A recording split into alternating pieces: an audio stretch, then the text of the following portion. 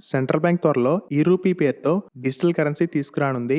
ప్రస్తుతం ఉన్న పేపర్ కరెన్సీతో పాటు ఈ డిజిటల్ కరెన్సీ కూడా వినియోగంలోకి వస్తుంది. అసలు డిజిటల్ కరెన్సీ అంటే ఏంటో తెలుసుకుందాం. మనం గూగుల్ పే, ఫోన్ పే ద్వారా డబ్బులు పంపిస్తాం, డబ్బులు తీసుకుంటాం. దీనికోసం యూపీఐ బ్యాంక్ యాప్స్ పనిచేస్తాయి. ఈ క్యాష్ అంతా విర్చువల్ రూపంలో ఉంటుంది.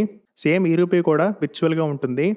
e-RUPI బ్యాంకులతో యాప్స్తో సంబంధం లేకుండా పనిచేస్తుంది. సెంట్రల్ బ్యాంక్ e-RUPIని కంట్రోల్ చేస్తుంది. e-RUPI 2 రకాలు. ఒకటి CBDCR, సాధారణ లేదా రీటైల్ అవసరాలకు ఉపయోగించుకునేది. మనం దీన్ని ఉపయోగించుకోవచ్చు. మన దగ్గర ఉండే డబ్బుల్లాగా ఎవరి దగ్గర ఉంటే వారు ఉపయోగించుకోవచ్చు. రెండోది CBDCW, హోల్సేల్ అవసరాలకు ఉపయోగించుకుంటారు. దీన్ని ఫినాన్షియల్ ఇన్స్టిట్యూట్స్ మాత్రం ఉపయోగించుకుంటాయి. ముఖ్యంగా బ్యాంకుల మధ్య చెల్లింపులకు ఉపయోగపడుతుంది. NPCI, national payments corporation of India, e-RUPIని డెవలప్ చేసింది.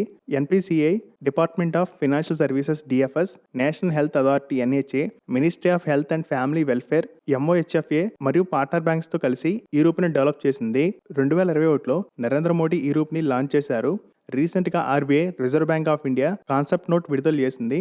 ఈ నోటు డిజిటల్ కరెన్సీ లాభాలను, నష్టాలను, లక్ష్యాలను తెలియజేస్తుంది.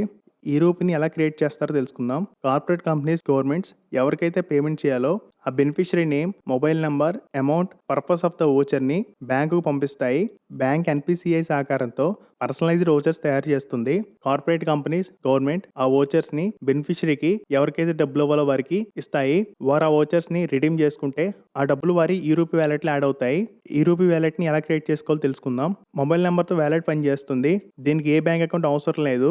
వ్యాలెట్ ను NPCI అప్రూవ్డ్ బ్యాంక్స్ కొన్ని UPI వ్యాలెట్స్ అందిస్తాయి. బ్యాంక్ ద్వారా మన దగ్గర ఉన్న కరెన్సీని విర్చువల్ కరెన్సీగా మార్చుకుని e-RUPI వ్యాలెట్ లో యాడ్ చేసుకోవచ్చు. వ్యాలెట్ క్రియేట్ చేసుకున్న తర్వాత QR కోడ్ మెసేజ్ వస్తాయి. వీటి ద్వారా అమౌంట్ పంపించిన అమౌంట్ తీసుకోవడం చేసుకోవచ్చు. e-RUPI వ్యాలెట్ లో ఉన్న అమౌంట్ మీద వడ్డీ రాదు. ఇప్పుడు e-RUPIని ఎలా రిడీమ్ చేయాలో తెలుసుకుందాం. మన ఓచర్ QR కోడ్ లేదా మెసేజ్ ను ఏదైనా షాప్ వాళ్ళు స్కాన్ చేసి అమౌంట్ ఎంటర్ చేసి వ్యాలిడ్ ద ఓచర్ సెలెక్ట్ చేస్తే మనకు ఒక OTP వస్తుంది. అది వాళ్ళకి చెప్తే వాళ్ళ డివైస్ లో దాన్ని ఎంటర్ చేస్తే ఓచర్ రిడీమ్ అనేది అవుతుంది. మన వ్యాలెట్ నుండి డబ్బులు కట్ అయ్యి వాళ్ళకి వెళ్తాయి. ఈ విధంగా మనం మన e-RUPI వ్యాలెట్ నుండి చెల్లింపులు చేయొచ్చు. e-RUPIలో end to end digital transaction ఉంటుంది. RBI వేగంగా, సేఫ్టీగా, కాంటాక్ట్లెస్ గా ఓచర్ డిస్ట్రిబ్యూషన్ జరుగుతుందని చెప్తోంది. డిజిటల్ రూపాయిని RBI విడుదల చేస్తుంది. బ్యాంకులు పంపిణీ చేస్తాయి. e-RUPI వల్ల బ్యాంకుల మధ్య ట్రాన్సాక్షన్స్ ఉండవు. దీనివల్ల ఛార్జెస్ తగ్గుతాయి. కాగితపు నోట్ల తయారీ, పంపిణీ, నిర్వహణ ఖర్చులు తగ్గుతాయి. ఇతర దేశాలకు ట్రాన్సాక్షన్స్ బెటర్ గా చేసుకోవచ్చు. e-RUPI banks, UPI apps, internet banking అవసరం లేకుండా ఆఫ్లైన్ లో కూడా పనిచేస్తుందని RBI తెలియజేసింది. బిట్ కాయిన్స్ కి e-RUPIకి డిఫరెన్స్ ఉంది. బిట్ కాయిన్ విలువ పెరగచ్చు, తగ్గచ్చు.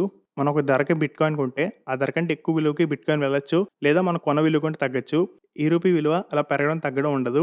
మన దగ్గర ఉన్న కరెన్సీని విర్చువల్ కరెన్సీగా మార్చుకున్న తర్వాత e-RUPI వ్యాలెట్లు యాడ్ అవుతాయి. వాటిని మనం వాడుకోగలం. RBI ఆధీనంలో e-RUPI ఉంటుంది కనుక దీని మీద నిర్ణయాలను కూడా RBI అయితే తీసుకుంటుంది. బిట్ కాయిన్ మీద అలా ఆధీనం అయితే ఉండదు ప్రభుత్వానికి. బిట్ కాయిన్ ని మైనింగ్ చేస్తారు, e-RUPIని మైనింగ్ చేయలేరు. ఇది e-RUPI గురించి ఇన్ఫర్మేషన్.